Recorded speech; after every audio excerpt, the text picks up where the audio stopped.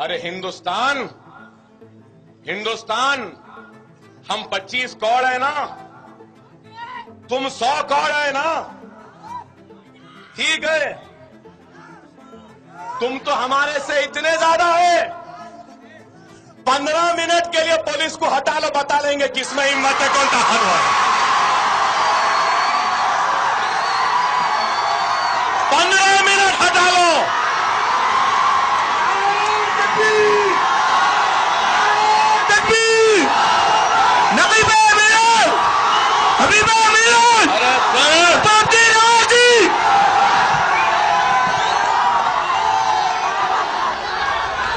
अगर वो एक हिंदू बालिका को ले जाएंगे तो कम से कम 100 मुस्लिम बालिकाओं को अगर एक हिंदू को मारेंगे तो 100 को हम भी मारेंगे। हिंदू अलग संस्कृति है, मुस्लिम अलग संस्कृति है, दोनों एक साथ नहीं रह सकती, दो संस्कृतियां कभी एक साथ नहीं रह सकती हैं। ये टकराव होगा, जरूर होगा, और जब दो संस्कृतियां एक साथ नहीं रह सकती, इसलिए इसका विभाजन असंभव ही है, अवश्य होना चाहिए, एक चेतावनी है। दावे में फांसी दी जाएगी, 3 लड़के हैं, गलती हो जाती है तो 3 को भी फांसी दे दी बम्बई में। दल बदलने में आप सीनियर है, नए नए दलों से गठबंधन करने में आप सीनियर है, अपने खुद के ससुर की पीठ में छुरा भोंकने में अरे आप सीनियर है, एक चुनाव के बाद दूसरे चुनाव में हारने में, एक चुनाव के बाद दूसरे चुनाव में हारने में, और मैं तो उसमें सीनियर हूं नहीं। We used to join BJP sometimes because of political compulsions. That is another thing. Today there is a democratic compulsion. You have to understand the democratic compulsion. CBI, ED, even so income tax. Everybody is attacking. All institutions are demolished. All leaders are better than Narendra Modi. All leaders. The country needs, we are very clear, consensus politics. It is a great nation. Yes. So many cooperative federalism. What is cooperative federalism you have implemented?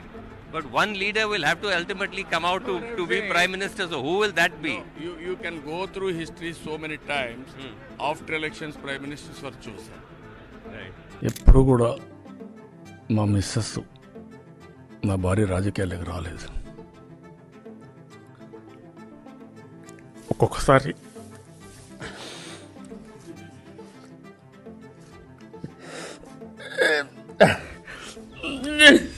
So this sovereign, socialist, secular, democratic Republic of India, it is indeed a marvel of modern world. And if you think about it, this India has democratically eliminated dictators of the past. Has this happened anywhere? This marvelous India will eliminate future dictators also. Why? Because this India is built on really strong foundations. Geography creates economy, economy creates empires. In history, we learned everything about those empires. But in polity, we saw how to govern those empires. Saddam Hussein united Iraqis. How? He manipulated that Shias are your threat. Let's unite all the Sunnis. In the southern regions of Iraq, what happened? Shias were brutally suppressed. There were mass killings, there were severe crackdowns. But as a result, what happened? Look at Syria. Bashar al-Assad ruled Syria with an iron fist. His followers were thinking that Syria will be the superpower. It is no secret he has oppressed members of other religious communities, always favored the Alawites, be it the majority community or the minority community. He oppressed them. As a result, what happened?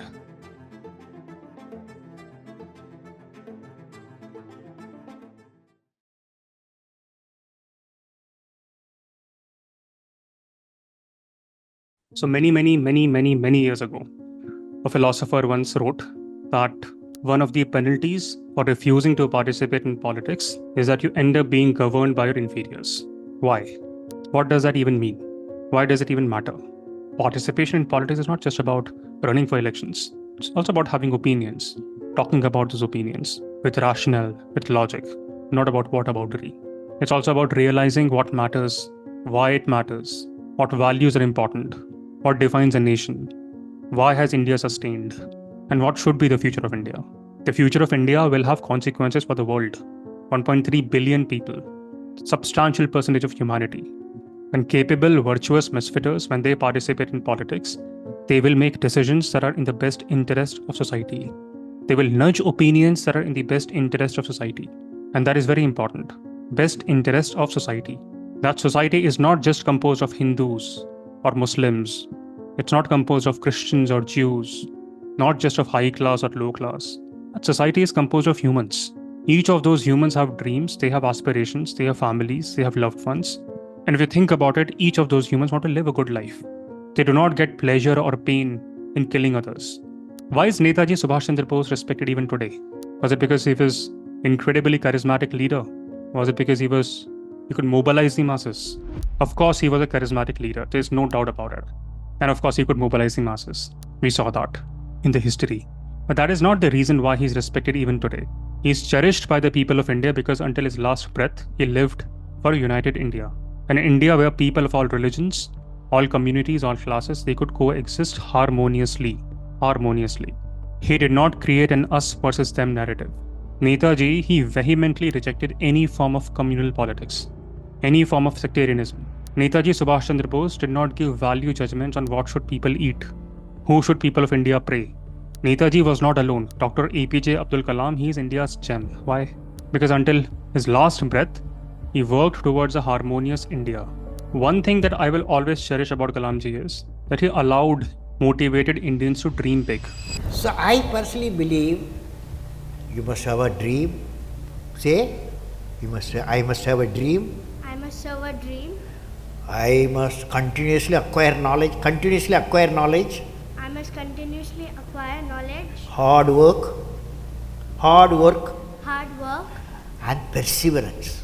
and pursuance. One should not be not afraid of problems. Not afraid of problems. Then you will be successful. Okay? And that's a very important aspect for any society. Why? Why is it important for a society to have big dreams? Because when people are encouraged to dream big, they're more likely to think outside the box. They're more likely to pursue innovative ideas. And that is exactly how you make technological advancements. That is how you make scientific discoveries. And that is how the overall society progresses. Look at North Korea. Are they advanced in any aspect? People can't even dream. Why would they? How would they? When you encourage people to dream big, you empower them to believe in their potential, in their capabilities. And that is a miraculous feat, an extremely important feat. Wings of Fire. He was an inspiration. This is one problem I have with parents who do not allow their kids to dream. Kids are living through the parents' dream. Whatever parents could not achieve, they want the kids to achieve. That's fine. But also motivate, encourage them to dream beyond your boundaries. Why put boundaries to dreams? When we were officially about to launch Misfits, I went to my father. I asked him, do you have any advice for me? And he told me in Hindi, बड़ों का फर्ज होता है छोटों को अपनी क्षमता पहचानने में मदद करें. I will never forget those words. What does it mean? It means it is a duty of the elders to help the younger ones recognize their true potential. This means those who have more experiences, it is a responsibility, it is their duty to guide and support the younger ones in understanding and realizing their own capabilities, their own strengths. Every day when I came to meet you, this was my motto. I have to ensure, no matter what, I will be honest with the younger ones. And I will ensure, no matter what, these younger ones will realize their true potential in life. And I also know this, in this journey, I have been rude to some of you. I know with whom I have been rude also. You're the lucky ones. I've been rude because I have been honest to you. You should understand this in life. People who have the courage to be honest to you are the people you should always keep close in life. Why? Because they are the few people in your life who will always care for you. And it gets very hard to find such people when you grow in life or stature. I see this on daily basis. Always cherish those who have the courage to tell things honestly to you. Very hard to find people who will be more happier than you will be in your success. Very hard to find people who will be more sad when you flounder in life. Very hard to find people who will feel crushed when you fail. And whether you fail in life or succeed in life, all of that will impact me more than you know. So perhaps in my desire to minimize my own pain of seeing you fail, I would have been rude in those instances. And I know in this journey, some of you might have started hating me also. But with my hand on my heart, I want to say one thing. My every action was geared towards you all, so that you all can realize your own true potential. And hopefully you all could contribute more effectively to society and this beautiful republic. My job ends with wrapping up syllabus. It is not my responsibility to come on daily basis or tell you to follow through on your routine or hear about your routine or make you solve questions. I will never want my younger sibling to ever dream low in life. I would never want any misfitter, who's listening right now to ever dream low in life. Life is such a big entity, long entity. So it's my humble request from each one of you to always dream beyond boundaries. Don't set boundaries. I want each one of you to see yourself as a larger part of larger national community, a community that transcends beyond caste, religion, language. You might disagree with people's opinion, that's fine. But all of you are aiming towards that one goal. Each one of you who has stuck around till today's episode, you all are going to be icons of modern India, and I know this. I know you don't believe it right now. I'll tell you why. None of your teachers would have told you this, but I really believe in each one of you. Each one of you is unique with a golden heart. Each one of you is unique with a golden mind. It is totally fine that you may take time to learn things. You may feel sad. You may feel anxious. You may make many mistakes. And that is totally fine because that's how you will grow. I will be lying if I were to tell you this, that all of you will become IFS officers next year. That will not happen. Of course, some of you will make careless mistakes. Despite me telling you, scolding you, you will make careless mistakes in the examination. Those mistakes will ruin your chances to get into civil services. But you should also understand it's just an exam. Some will succeed in clearing it, some will not clear it. But all of you will grow in that pursuit. I am 100% sure about one thing. 100% sure. All of you. This includes those who have their videos off right now. I'm 100% sure that you all will go on to become India's icons in time to come. Some of you may join politics. Some of you may launch million-dollar companies that may employ thousands of people. Some of you may start your non-profits. You will impact millions of people in good way. But all of you will indeed achieve your truest potential, and that is my pledge. This is exactly what we have trained. I've said this time and again, and I will always say this again. Each one of you is remarkable. You have your weaknesses. That is totally fine. Everyone has weaknesses. You may not get your desired scores today. That is fine. But there's one thing that I truly respect about each one of you who is listening, and that is your consistency, which is a remarkable feat. Being consistent, showing up on daily basis. One thing that no one can take away from you is your consistency. No one can take away your discipline, your courage, your persistence. It takes a lot of effort, courage, patience, persistence to stick around until 63rd episode. And you will always have respect, my respect at least for that. So when I'm talking to you, I know that I'm talking to a future Cabinet Secretary of India. Who knows? Foreign Minister of India. Possibly future Prime Minister of India. Life is big. Whatever you do in your 30s or 20s, that will not dictate any aspect of your life. Some aspect, yes, but not every aspect. So many years ago, a philosopher once wrote, one of the penalties for refusing to participate in politics is what? That you end up being governed by your inferiors. Being a good leader is not about mobilizing masses. Being a good leader is not just about being charismatic. Adolf Hitler, incredibly charismatic leader, wasn't he? Adolf Hitler, he mobilized millions of Germans through his oratory skills, through his propaganda departments. But what did that lead to? It led to catastrophic outcomes, not just for Germany, but also for himself. He committed suicide. He was the man behind Holocaust. He was the man behind concentration camps. He was the man behind the massacre of Germany in Second World War. Was he a good leader? Depends who you are asking. In my mind, no. Of course, he mobilized masses, but on what grounds? His policies were based on hatred, racism.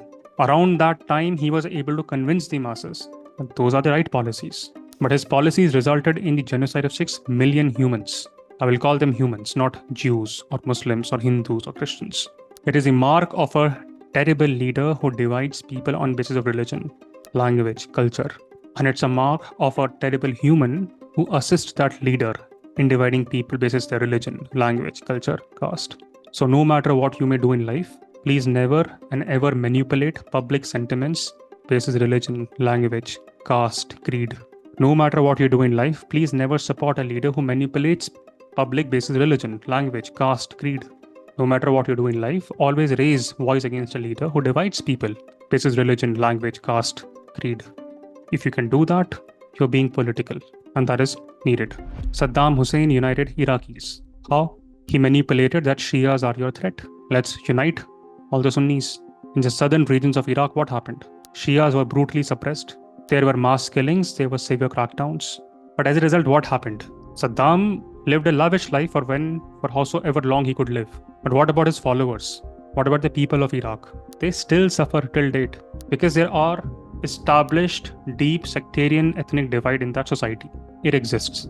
If you think about it, Iraq was a civilization the world looked over, the world looked for as an inspiration. It was the cradle of civilization, the fertile lands between Tigris and Euphrates, a magical land. Mesopotamia was home to some of the world's first cities. Uruk, Babylon. Those cities were the centers of political, economic, cultural life. One of the earliest known legal codes, the Code of what? Hammurabi. It was created in Babylon. Today, that same civilization is with a begging bowl in front of any country. And Iraq is not alone. Look at Syria. Bashar al-Assad ruled Syria with an iron fist. His followers were thinking that Syria will be the superpower. It is no secret he has oppressed members of other religious communities, always favored the Alawites, be it the majority community or the minority community. He oppressed them. As a result, what happened? Civil war in Syria. And that civil war has resulted in the deaths of hundreds of thousands of people. The civil war has displaced millions. What a shame that people have to be refugees in other countries. They seek asylum in other countries. They don't want to leave their land. Why would anyone want to leave their land? But they're forced to, seeking asylum, refuge. It all begins in process. First, they migrate, then they seek asylum, and then they become refugees. If you're sensing large-scale migration, you should think about your brain cells, what's happening? Why are people migrating?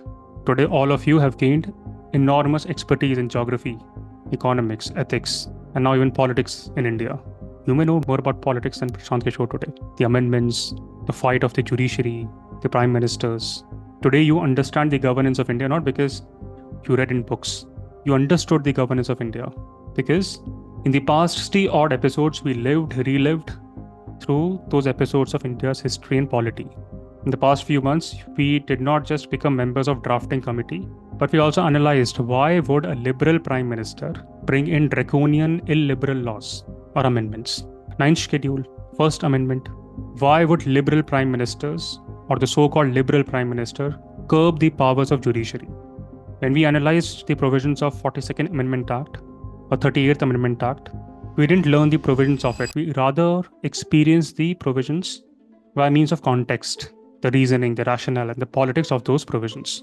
So this sovereign, socialist, secular, democratic Republic of India, it is indeed a marvel of modern world.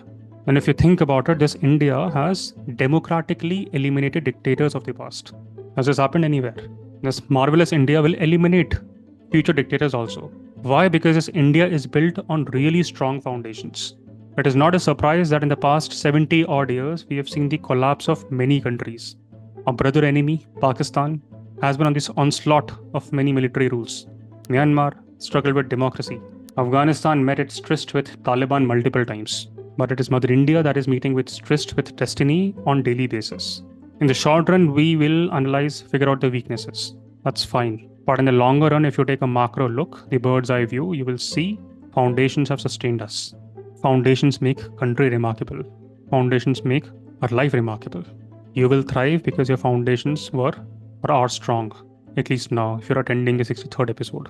So I really hope each one of you and each one of us, we will all preserve, cherish, celebrate the diversity of India for eternity. So with this, we wrap up the world of polity. I agree, minor topics are left. We will continue to cover those topics on daily basis, Panchayati Raj or some offices. But I really hope that past few episodes were not just episodes of polity, but also of psychology, history, sociology, international affairs, business, and of course, economy.